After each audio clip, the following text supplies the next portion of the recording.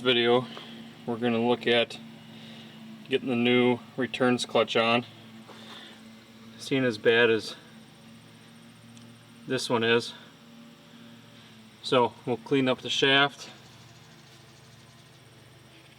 and work on getting the new clutch in there and everything, and you can see how bad it was where it was rubbing on the frame and everything here.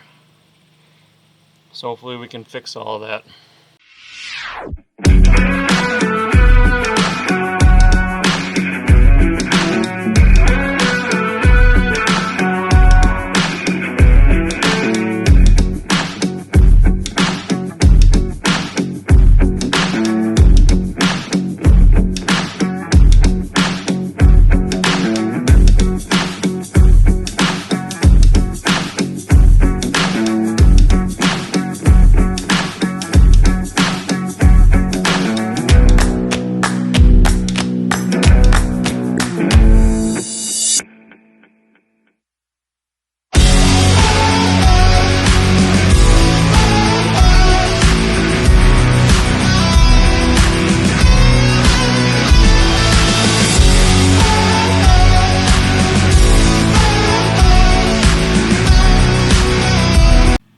So we got the hub here, goes on the outside of the inner slip clutch.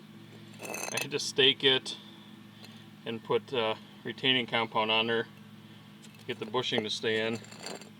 Piece is pretty hammered. What I want to do with this is just kind of get it so I can try the machine and see if it's worth sticking the money into. So it's kind of half-assing it, but for now that's what we're going to try. So we'll work on getting that on there and getting the other front part on.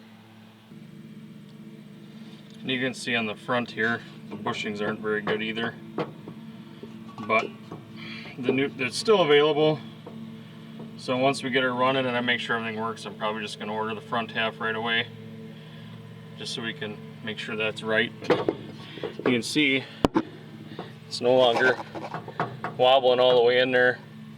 It's just changing the back half and the new bushing on there.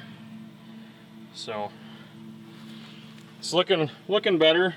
Just keep on putting it together.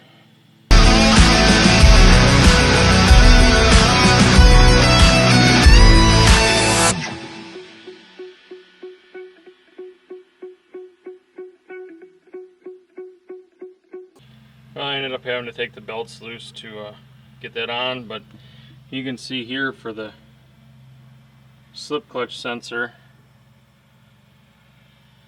whoever had this before really let that thing slip and continue to slip, and you can see on the switch here how wore out that is.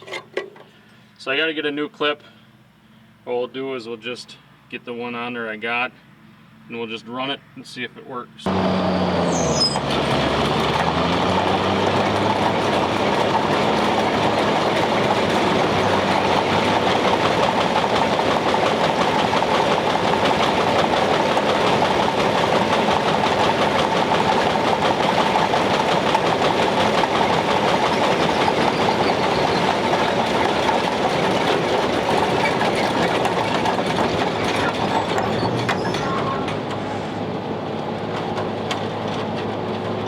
Getting dark, but at least we got the returns going and seems to be running pretty good.